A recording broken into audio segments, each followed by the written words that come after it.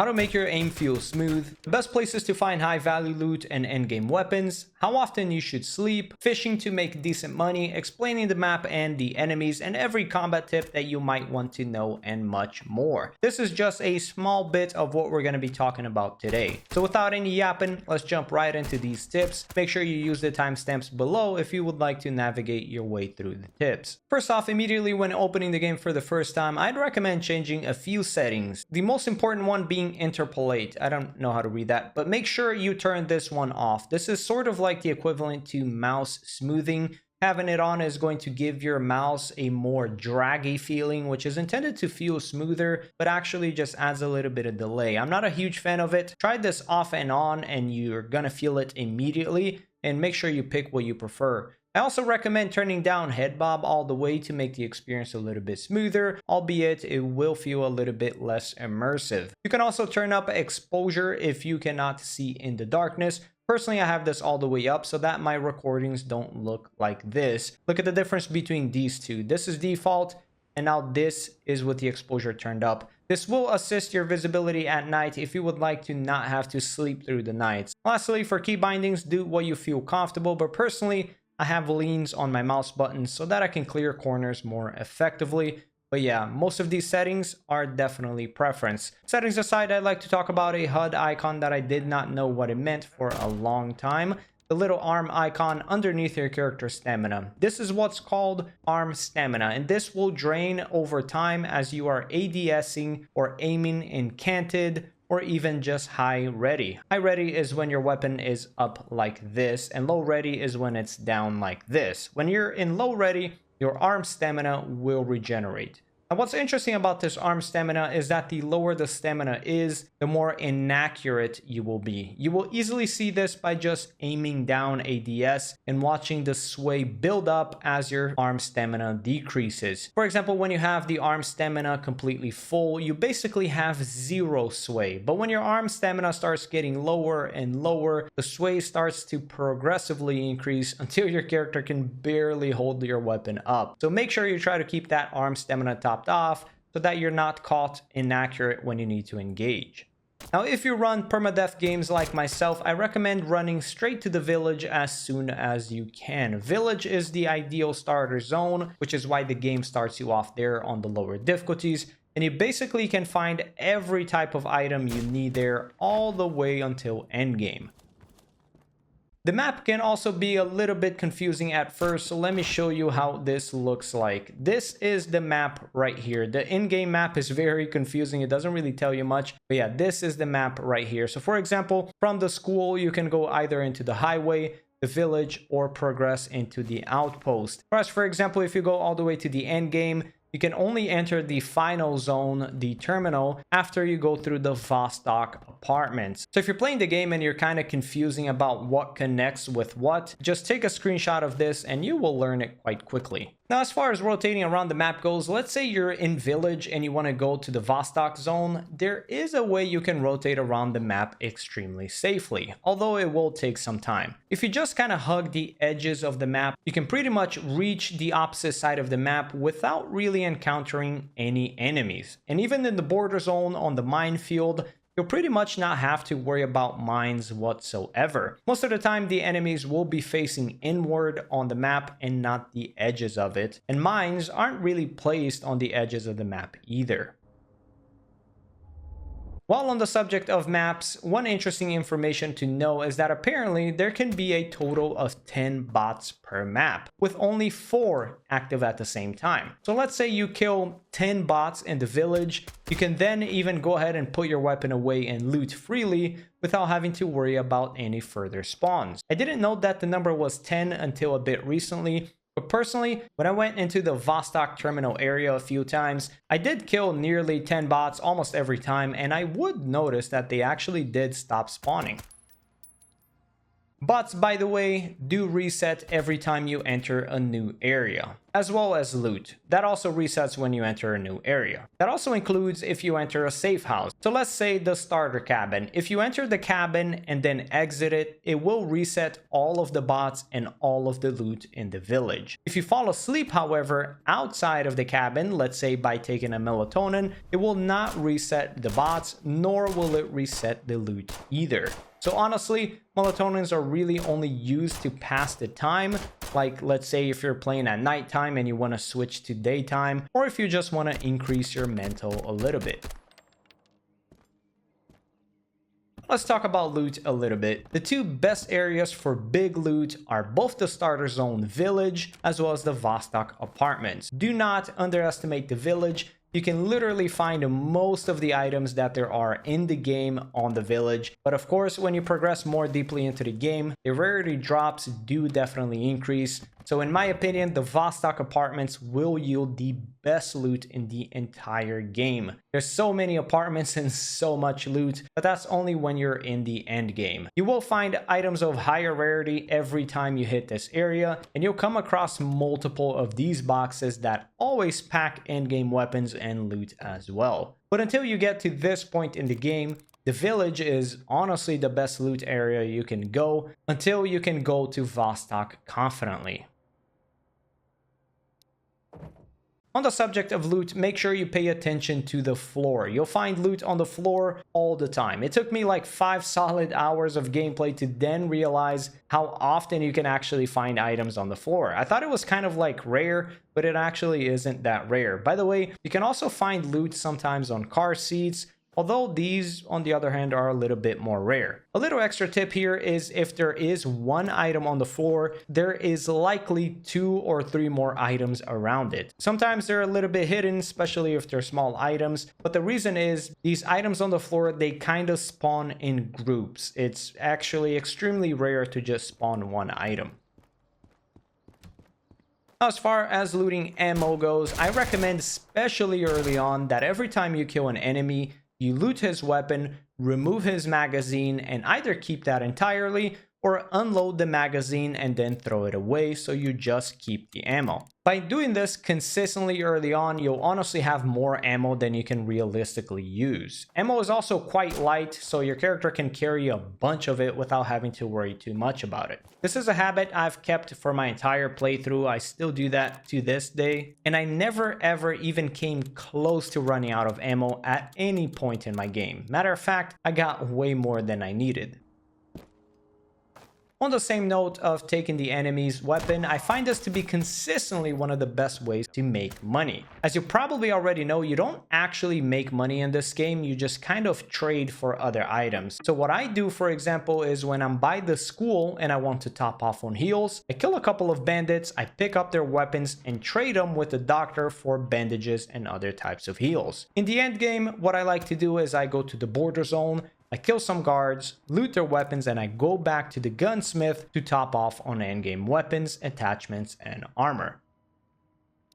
You can also fish for money. Early on, this is probably the safest way to make money to trade with a generalist to top off on items early game. The way fishing works is that it does not require bait. However, you need to find out where the fish pockets actually are. So if you're trying to fish a certain area but nothing is pulling, what I recommend doing is just take a few steps to the side and try again. Personally, when I fished, I always went to this exact place right here behind the generalist, and I would grab a few fish and I would run back to them to trade them for useful items. It's really good early on because you can get all of the early items you need by doing this method. Speaking of traders, it's important to note that the traders will oftentimes sell items that they themselves need for their own task, weirdly enough. For example, the doctor, he sells antiseptic for his task that requires antiseptics, which make no sense. But anyways, they also will oftentimes sell items that another trader needs for their tasks. So for example,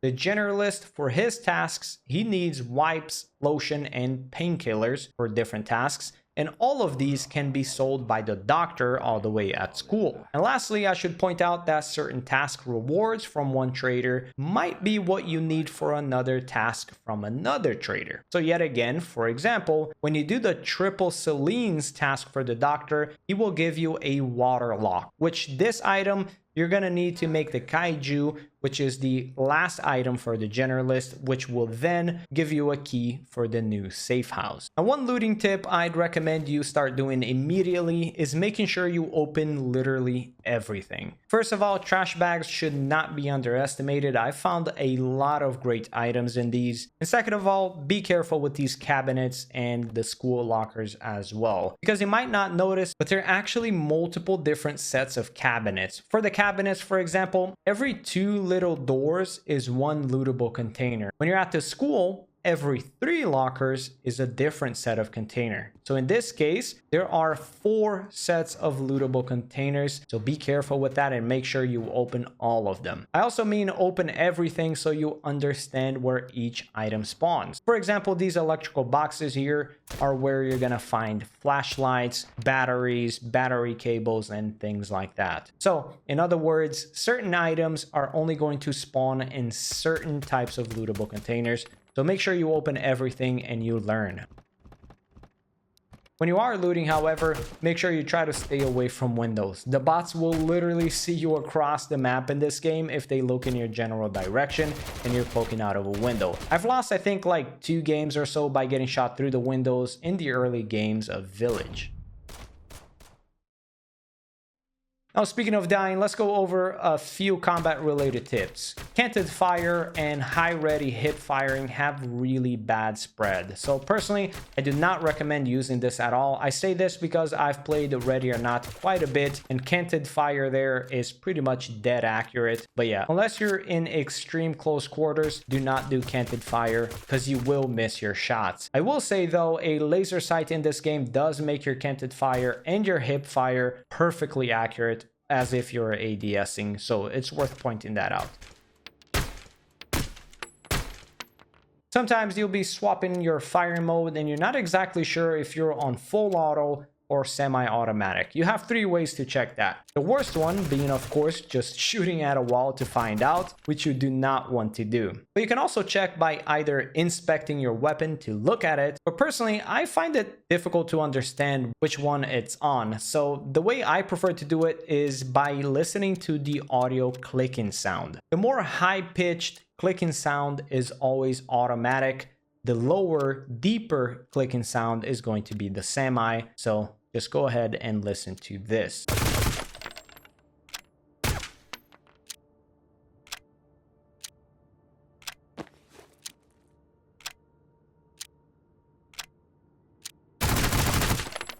What you also should know that maybe you haven't noticed yet is that SMGs can be used as a secondary. So early game, you're going to be coming across a lot of PM5s. I'm just going to call them MP5s. These SMGs can actually be used as secondary. I didn't realize this until like my 8th playthrough, but yeah, you can have a solid assault rifle or sniper as the primary and an SMG as the secondary.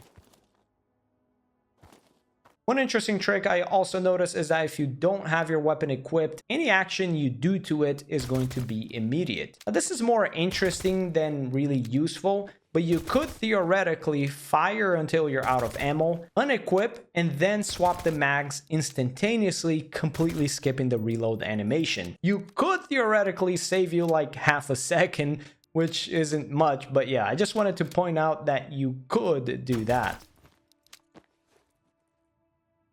Now, the most important tip in all of Road to Vostok, matter of fact, it's the most important tip in any permadeath game ever, is that you cannot get impatient. Road to Vostok is more of a test of your patience than a test of your skill when it comes to surviving. Matter of fact, being patient is the skill in Road to Vostok. As you start to get impatient and start clearing places a little bit too fast, you're gonna end up slipping up and getting caught in a crappy situation that will literally end your run. Pretty much every single one of my permadeath wipes were literally due to this, like about 90% of them. This game rewards players who are cautious, and a lot of us, including myself, come from faster paced games, which you can probably see in my gameplay, where patience is not our strong suit. But after a dozen or so hours, I forced myself to play extremely careful, with every single corner. Nowadays, about 40 to 50 hours in, I am confident enough in my knowledge to understand what can and can't happen, which is why I organically started accelerating my building clears, and that's why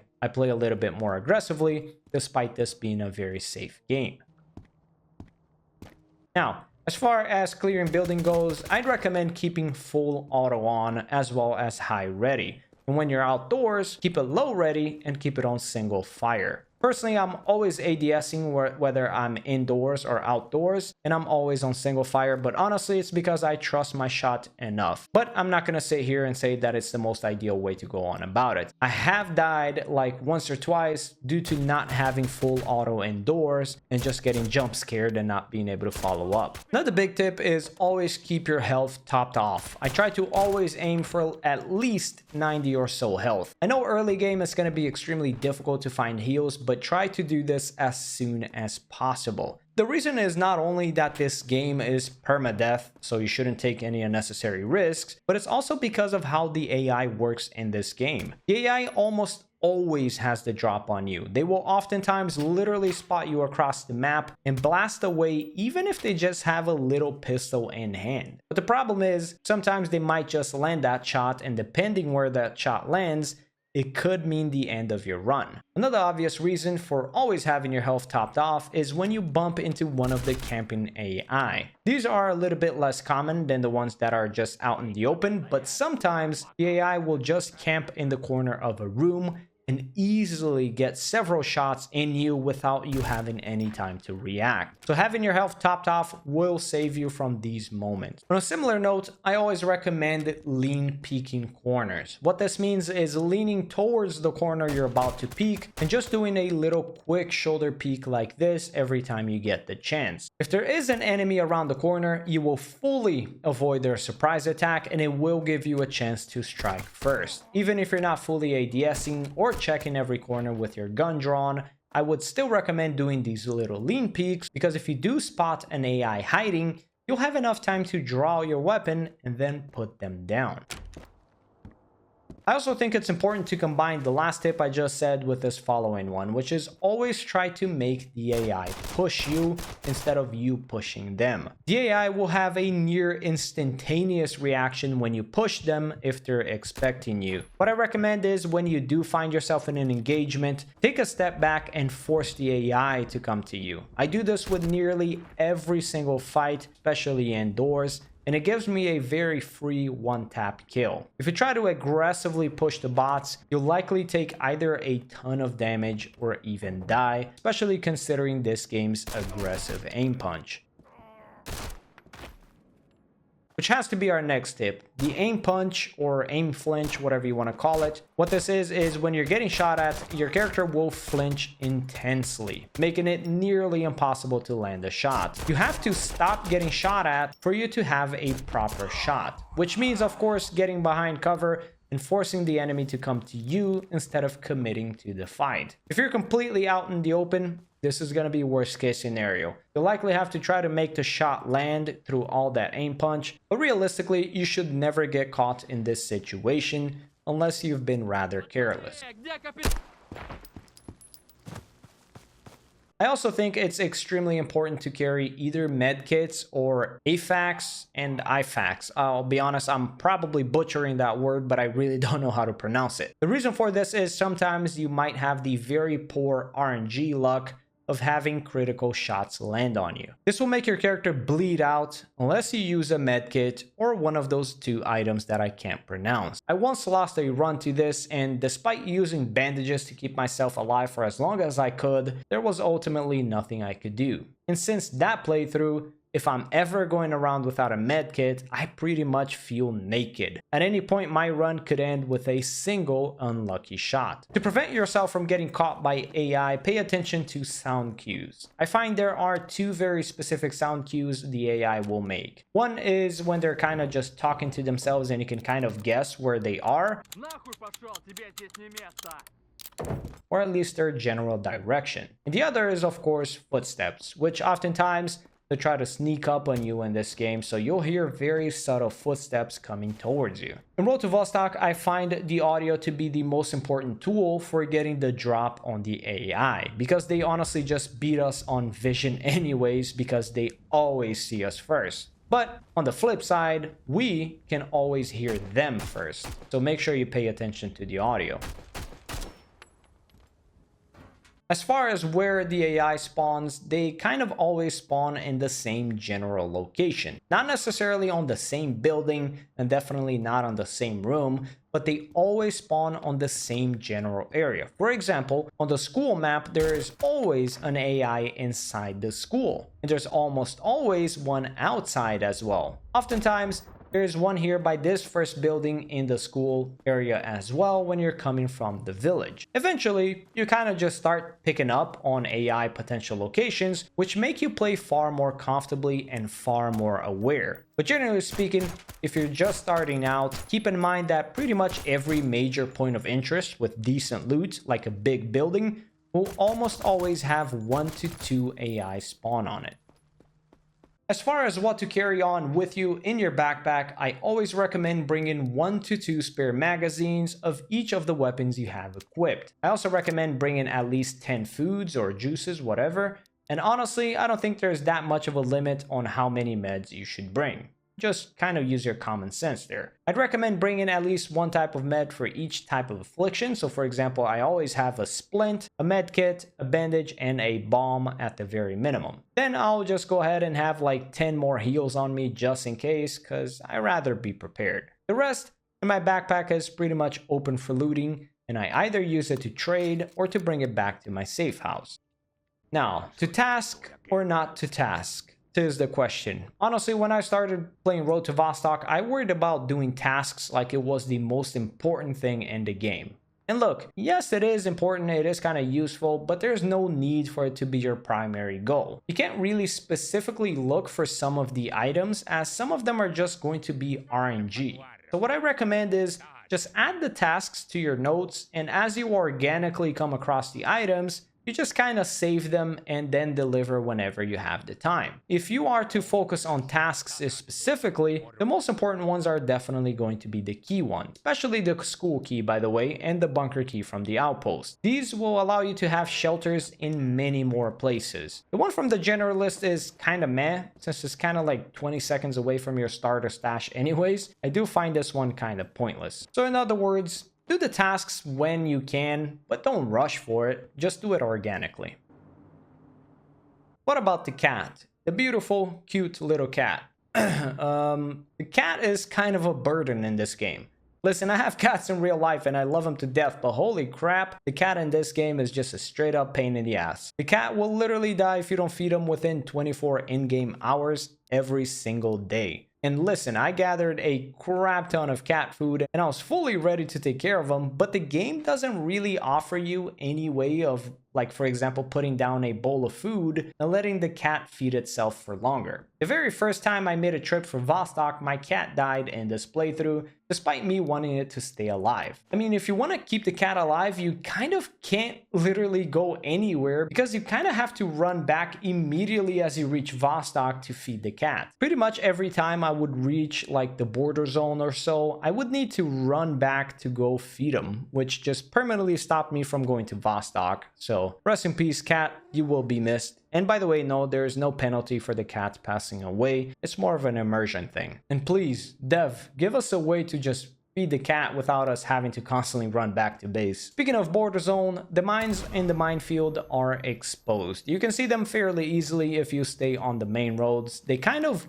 blend in the grass, so I don't really recommend taking the grass much. I will say this though, pretty much every time I go to the border zone, I kind of just hug the edges of the border zone to get to Vostok, pretty much every time I went through the minefield. On a fully permadeath run like this one that I did, this zone is kind of useless. On a non-permadeath, this border zone is the spot where you can kind of gear up with like M4A1s, helmets, and stuff like that without really risking permadeath. But in my opinion, going to the border zone and fighting here is just a bad idea. The mines are extremely dangerous and so are the guards. And the loot here is worse than the loot in Vostok, which is next door anyways. Honestly, Vostok is also easier to deal with than the border zone, and it yields better loot. So unless you're doing non-permadeath runs, I would honestly just skip this area. If you are, however, doing a regular non-permadeath run, use this area to gear up before Vostok.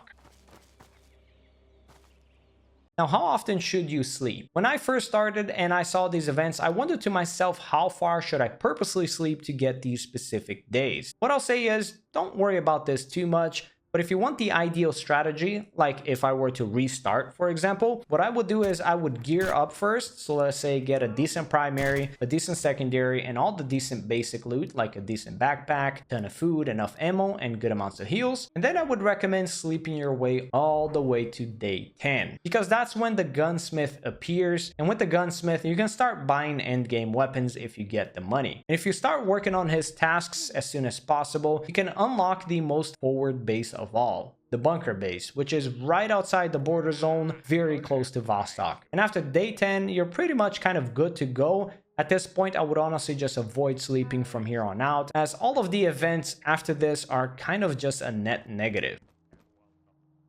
And what about forcing these events, like the Punisher, the airdrop, and things like that? Honestly, most of these events are okay, just kind of being random. They usually yield like decent loot. It's nothing crazy, but it's decent. But you ideally want the Punisher to appear at least once in your playthrough, because you need his hat to unlock the bunker. I saw the Punisher pass by me like 4 different times throughout my gameplays, and they would never attack me. It would just go right past me, and for some reason, and I was starting to get a little bit frustrated. So what I did was I would just went back and forth on the zones, waiting for him to spawn. But there is something you need to know. Some events don't spawn immediately. Apparently, according to information online, it can take up to like 5 to 10 minutes to initiate. So in other words, you kind of just can't force it, man, unless you want to just sit there for countless amounts of time waiting for that RNG to happen. For me, it happened shortly after I gave up on searching for him, like 5-6 zones later. When the Punisher does appear in your run though, what I will recommend is risk it all for the kill, because goddammit, this guy is rare. His hat unlocks the most aggressive of forward bases in the game, like I said in the previous tips, which is extremely important. He did die to like 3 headshots in my run,